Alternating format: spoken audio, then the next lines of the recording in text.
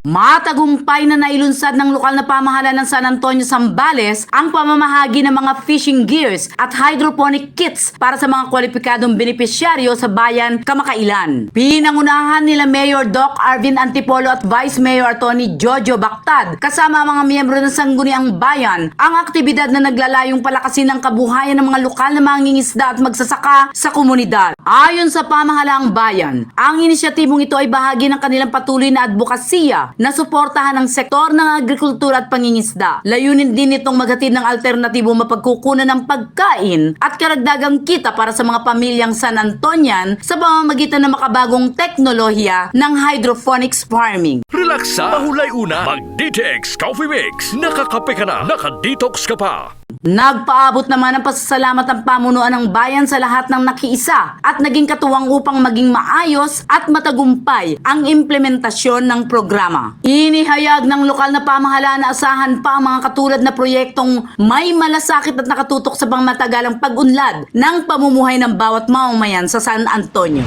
Balita mula sa San Antonio, Zambales, Central Luzon. Aileen Cuevas Sanchez para sa Kampyon na Himpilan. Kampyon sa balita, serbisyo publiko at kasiyahan sa buong Pilipinas. K5 News FM.